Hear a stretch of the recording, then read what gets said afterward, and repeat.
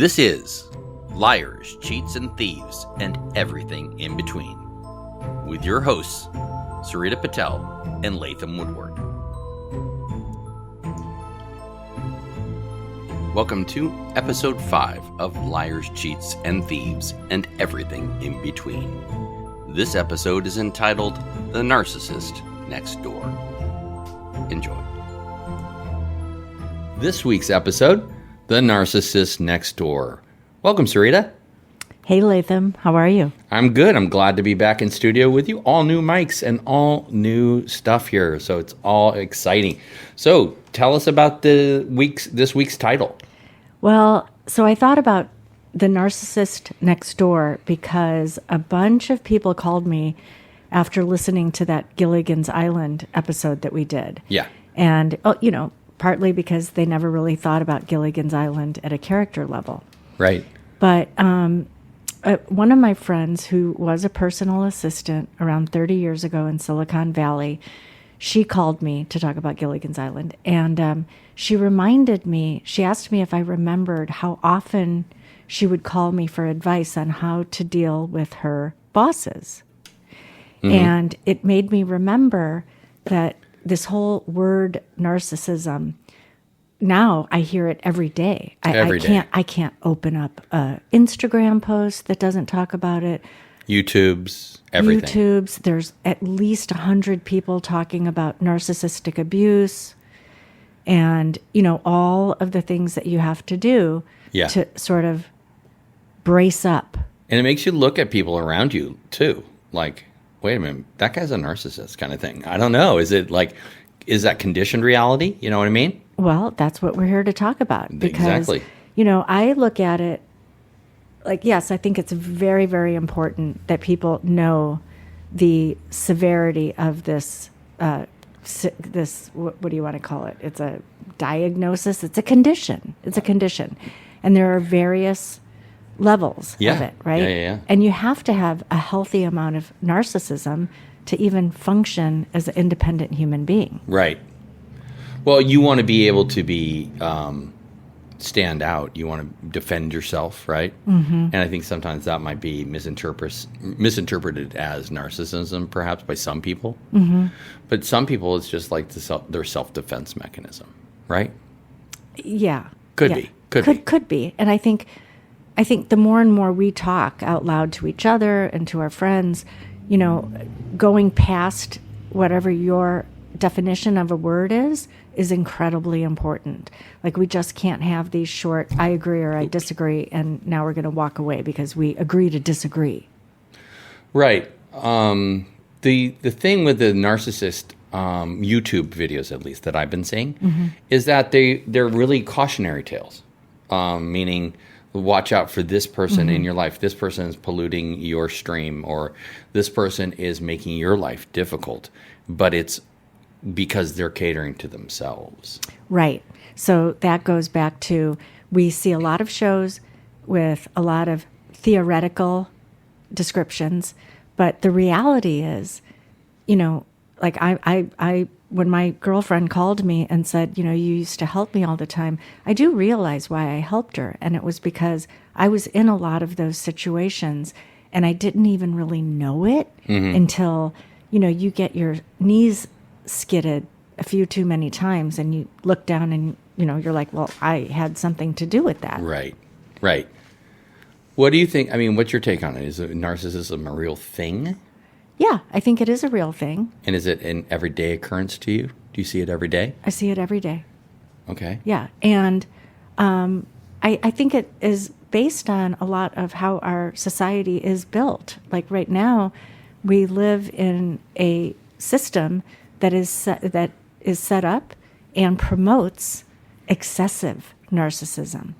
Right. And I think that the people who succeed have a level and lack of empathy and sympathy to the point where they don't even think about it. They're not sitting there saying, oh, I don't have empathy or I don't need empathy to get ahead. They just don't have it. They don't have it. So it's like when you open up your refrigerator, you're not going to look at it and wish for a banana to show up in the fridge. It's like either you got it or you don't. Right. To throw a little bit of humor in here in this conversation, too, you sent me a picture of a home that's being built very close to us here. That at best I called it a wealth prison, because that's what it looks like. It looks like giant concrete walls around this property that used to be kind of attractive in a very low-key way. Obviously, it was a very big property, but now it's just a Dwell magazine nightmare. No offense to Dwell magazine, but I mean, that's what it looks like. Yeah, so that's on College Avenue and Woodland Avenue. Yeah. And so part of the next door, is also to riff a little bit on next door. Because you mean the website? The platform next door, where everybody complains about everything. Yes, they do. And nothing gets done, right? No, it's just like, hey, how could this happen? How could this happen? Bitch session central. It is. Yes, it is. And then, but the thing about next door is people complain about things when they notice it. Yes. Right? That house that's being built on College and Woodland has been in construction for a long, long time. Like 4 years. Yep.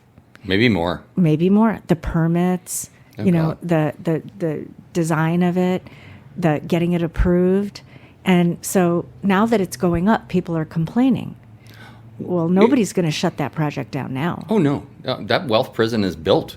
It's built. That wealth prison is ready for inmates. And people are driving by it every day because that's a pretty popular thoroughfare. Totally popular. And they're going to get used to it. They're going to get used to looking at a concrete prison bunker across from Woodlands Market. Yeah. Across from College of Marin. Yeah. That's what a normal house looks like. Yeah. Now, this reminds me, remember, sometimes I was telling you about how living in this county. Now, I don't know if you guys who are listening, you live in different counties maybe. There's swishy, nice counties, there's shitty counties, there's different things, right? We happen to live in one of these places that I would call aspirational for a lot of people. Not for me. Lived here. I'm a fifth generation resident of Marin County. But today it's considered an aspirational business executive destination for them and their families when they get transferred, right? And you asked me one time, well, how do you deal with these assholes around here? And I said, I just ignore them. Mm-hmm. And with narcissists, I think that's what you have to do. You just have to ignore them. Well, they'll make you miserable. Yeah, they will. And you do have to ignore them. But what I'm talking about is like what happens if you're working with them, if you end up in a relationship with them, if one of your best friends you find out has, tendencies. So you can get into a relationship with somebody and then find out that they've got extreme levels of narcissism. Right. And then unwinding yourself from that it can be really challenging. Totally challenging. Right? So like even that one episode that we had when we were talking about the liars, the cheaters, and the stealers. Liars, cheats, thieves, and everything in between. And that film director. Yes. And so today's the 2-year anniversary of when that film premiered. Oh, did you get flowers? I got shit. Oh, really? Uh-huh. In a bouquet? I actually got an email saying that all of the statements I made about the relationship were not accurate. Oh, that's nice. Yeah. Yeah. That's a narcissist saying something to you about you and your feelings and like overriding your feelings and your actual experiences. That's a narcissist. Well, he's rewriting history. Yes. The first thing that you do is, prove that person is either crazy or just completely incorrect. Or can't remember anything. Can't remember anything. Yeah, no, they remembered that incorrectly. Yeah. Yeah. So that happened to me not too long ago. No. Right? 2 years ago. And so someone would think, God, Sarita, you've been around a lot of narcissistic people. Didn't you learn anything? And you know what I say? They're all different. Yeah, there's no one color or stripe for a narcissist, is there? There's not. And when you have a big heart like me, I have a big heart. I don't take the shirt off my back now in the winter and give it to somebody, but I still firmly believe that if everyone's going to cover their heart so much that they are afraid to have a relationship, because right now, as we said, the narcissism thing is so all over everywhere. one would actually be kind of afraid of walking outside because they seem to be everywhere. I mean, they are definitely running the corporations. They're in positions of power. So if you want to have a job, or if you want to belong to a group, whether that be a private school or a public school, chances are the people running those things. Or a club. You've had experience there. Or a board of directors. You've had experience there. I've had experience there too. Yep. Where you're on a board and you're thinking, I'm going to make changes. It's going to be great. And, we're all going to work cooperatively together and we're going to execute some really good things. Bullshit. It's bullshit. It is. And see, you're better at it than me. You can just call bullshit for bullshit. Somebody like me is like, oh, they value my contribution. That's why I'm being invited onto this. And I like the organization. And then I will give everything I have to that because it's usually promoting causes that I appreciate. Yeah. But then when you start uncovering things that they don't want uncovered, that's when you see them unable to control the mask. Yeah. And they take you down. They do. I'll relate a story here that's not about it's kind of about narcissism. I was on a board at a club, let's say, a fraternal organization. And one day one of the older fellows comes up to me and goes, "Ah, yeah, I see your name doesn't end with a vowel.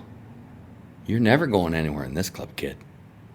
Because it was primarily Italian Americans, right? And I was like, great. Well, at least he let me know now. At least yeah, that's a favor. It is a favor because then I realized, well, all my efforts are going to go to shit, so I'm not going to do anything. Right. I'm just going to go back and drink the free beer. Right. Right? Right. And so coast along. Right. So the thing about this is they are everywhere, and, their job is to be appealing enough to get people to give them what they need. Yeah. Most narcissists have very little creativity. They sponge. They're sponges. They sponge. They're sponges. Right. So if you know that, once you kind of heal through these different episodes, and I've had a lot, I could probably write, 20 chapters on the different people. But again, each time it gets a little bit better. I learn a little bit more about myself, which is a hard lesson. But, who knows? Maybe if you believe in reincarnation, maybe I was one of those assholes in a past life, and I get to traverse this thing and feel what it feels to be taken advantage of. Or you could be born as a rock the next time. The rock that's picked up by some guy with a sling that hits a giant in the head and kills him. Totally. Boom. That's your big revenge right there, right? There it is. There you go. You never know, right? Well, the narcissism thing is so real, and a guest that we're going to be having on here in the future, very near future, is a well-known investigative reporter about Wall Street and CEOs in the CEO class, and he was telling me earlier during a pre-interview about the tendency to sociopathy within the C-suite. So we're looking forward to that interview coming up. I don't know how much humor is going to be in that one, because it's very much prevalent in American corporate structure. I don't think it's just American corporate structure, though. I think it's all over. Well, it's all over, and it's just like you were saying, when we talk about Marin County, there are counties like this all over the United States. New York Beach, New York, what is it?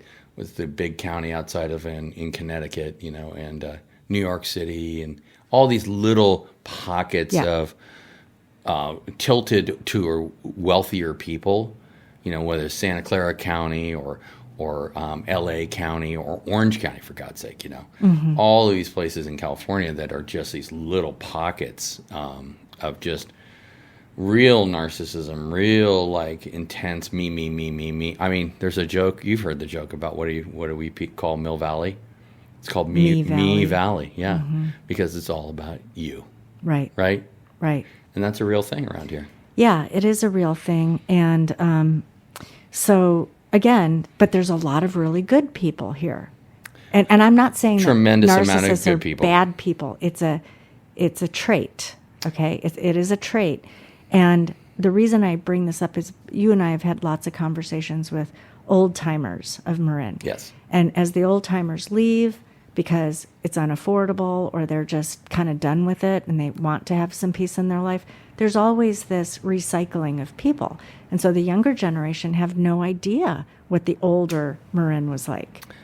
And I constantly remind people about it. yeah. Well, and I think, come from a different time here. I mean, it's strange. I feel like that old timer in time. Like, I was different in my day. We had popsicles and soda pop with a top on them, and you flicked it off with a little device. You know, it was like we had horses and buggies here. This is not bullshit. When I was a kid, it was quite common to have people horseback ride through our town. And there was one woman who had a little Surrey thing going around. I mean, that was a little weird, but I mean, she had it. wow. Yeah, I mean, it was pretty crazy. Are we going to have a guest today, Sarita? Anybody responded yet? Well, so there's two people coming on in the next week. Okay. One is my friend Tracy Reiner, who is out in Taos, New Mexico. She's living on a farm with chickens and goats and Off the kids grid? and off the grid. And Wow. she is a badass mother. Okay. And she spent quite a bit of time in Los Angeles. Her parents were in the industry. Okay. And she's just such a lovely person. But she's got a take on kind of the narcissistic, what's happened in Hollywood and how it actually runs from a vantage point of having parents who always made her work. And that wasn't a punishment. That was like the best gift she could have ever had. I gave her good ethic. Yeah. Yeah. That is a great gift. It is. And it's one of those things that here's something. We need to talk about this. Okay. So you came to me the other day about someone who shall remain unnamed, their son was not accomplishing the goals that he had set out for him and that they had laid out for him. And they basically were letting him twist in the wind at this occupation that was basically, service industry, right? Mm-hmm. But he came from a good background and he didn't have to do that, but he's doing it. And how it's like this family's not standing up for their own. It's like, it's weird. Well, and that's where, a wrinkle in time, right? So with this mom, I was saying, just sit back. Like, you have to understand that these kids don't live in the same world that we did. Yeah.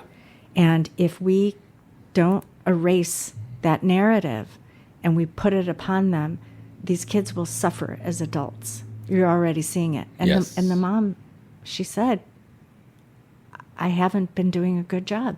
And she almost didn't know what to say because it was a moment where she said, I've just been going along and I didn't even realize I was going along. And the person that I least would ever want to hurt, I'm hurting.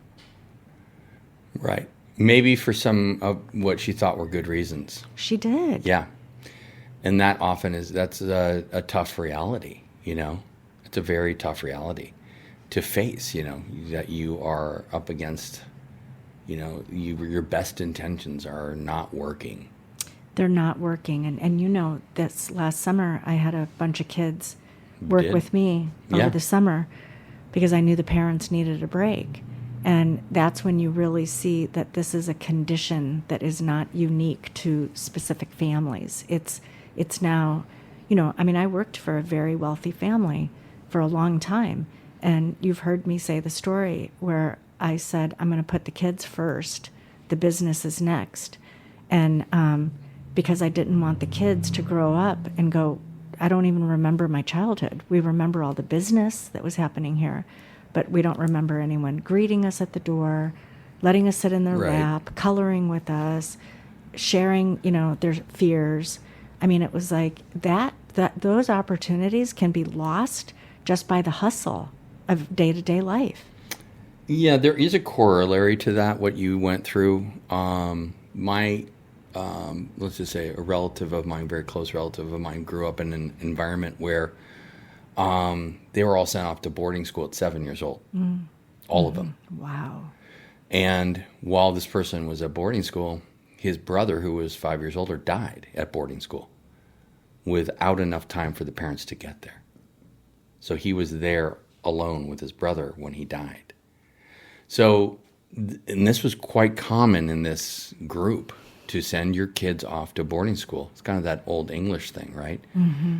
And I can't, to this day, this is a very close relative of mine, understand or try to comprehend what was going through his head his whole life about familiar relationships and things like that. So mistakes, parents, if you're listening, they happen in every generation. They happen in every generation. And I don't want to get too morose about it yet. Well, no, but it's a good thing to talk about. That's why we have the studio downstairs, so we can have small gatherings that are, private but free versus, going into a big hall or something. Because I think some of this is so deeply personal. Yes. And we've talked about, I've been to loads and loads of therapy, and not all the therapy was actually good for me. A lot of it kept me in a condition. Yes. Well, that's on purpose. Let's, before we get too far away from our lounge, this is time for a little live read. So if you're a nonprofit organization and you're looking to do a salon, a talk, a book group, perhaps a reading or a gathering, contact us here at Madmana Studios at Latham at madmanastudios.com, which is Latham at Madmana, MADMANA Studios.com to set up your date with us. And if you are a legitimate nonprofit, you will get the space for free. It's very nicely done. We do reserve the right to film or record, so just keep that in mind. That's the only payment we ask because we want to advertise the space. Anything you want to add about the lounge? It's beautiful. It's done. It is beautiful, and it's not beige and gray. So if you don't... It is certainly not. It's not. But, my other friend from ILM called me 2 days ago. She just sent me all these random... She's really into photography right now. She sent me all these pictures, and she asked me if I thought they were good. And I said, well, I like them, but, what do you think? And she goes, well, I like them, and I think I want to do an art show. Oh. And I said, well... come over, see the place, because that's what we want to do. We want to encourage artists who, might not have the confidence to go into a gallery or even the sophistication needs that you now need to deal with an art gallery. Right. But it's also a way to talk about it in a non-threatening, very informal way, just with friends. And I think we need to start talking again in smaller groups. Yeah. And I like the salon format, that kind of thing. Currently, we have the Ross Pelton show at the lounge. Ross Pelton is a very well-known rock and roll photographer from the 80s, 90s, and early 2000s. So if you care to come by and just look at the show without anybody, you're welcome to. Just contact me and we'll get you in to show it to you. Yeah, so... Well, anything more on narcissism? It's not a very happy subject at all. Well, no, but we have... It's kind of... If you know what is coming down the pipeline, you're going to be better armed. Yes. And I think, we're going to have Brevin Warren on next week, and she is working on a research project with UCLA right now, and it's called Head, Heart, and Hustle, Exploring the Value of Independent Filmmakers. And the reason I'm bringing that up with the narcissism is, she is finding that in the independent film arena, where these are small budget films, not huge ones, it's the same behavior. So even when I speak of narcissisms, people who are investors, who are wanting to invest in projects, they might not be narcissistic, but they might be dealing with a narcissistic director or creative person. So, everybody needs to know about this because it's only going to be happening, it's going to be affecting more of us in the near short term. So, we got to talk about it. Right. And one thing you brought up earlier, to just bounce back a little bit, was there are narcissists that I know who are very nice. I just thought about a couple, actually. But they run their life very much about them and what they're going to get. And it's usually in a business sense, but and it's sometimes in a social sense, too, where they do really nice things for people, but it's all about the jollies they get back. Yeah. And so it's a form of narcissism that is not abusive. It's very much I don't, would it be congratulatory? It's just self-fulfillment, you know? Yeah. But in terms of socially, they do a lot of great things. Yeah, and that's why we're talking about this, because it's not all bad. It can be. Now, the thing about speaking truth to power is where this comes into play. If say you're on the spectrum, Yes. I consider that the same kind of discussion about narcissism, because somebody who's on the spectrum might not have the social graces to carry on a sort of normal conversation. But that doesn't mean that what they have to say is not worthy of being listened to. And so, if a narcissist has a great partner or a great team that helps them so that doesn't have to be amplified, then great, because there are things that narcissists can do that people like me cannot do. I'm not like a bull. I'm not going to go push that rock up that boulder. No. Or up that hill. Or you can push a rock up a boulder. Did I? Oh, I said boulder, didn't I? But you could push it uphill, too. I say all these things wrong because, everyone knows that my mom didn't speak English when she came here. So I sing most of the nursery rhymes incorrectly. And then I say things like push the boulder up the boulder. Or push the rock up the boulder. Yeah. Whatever. It's fine. Sorry. No, it's interesting. But next, I think in terms of our living here, and if you live in a county or you live in a town that, you see people like this, I would give you my sage advice too. Just ignore those people. Just ignore them. If they're making you miserable, the best thing you can do, and the way to make these people craziest, is to ignore them. I agreed. It makes them crazy. Yep. It does, because their impact is not doing what they intended. Right. You're not feeding the machine. You're not feeding the machine, and that's important. Yep. So, stand alone, stand your ground, push that rock up the boulder, and just do your thing, right? Do your thing. Well, on that note, I think we're going to close it out today, but it was an interesting subject because it is so much in the news and it is all over YouTube and podcasts, and we're just another podcast talking about narcissism, aren't we? That's it. That's it. Well, until next week, as always. Thanks, Latham. See you next time. See you next time.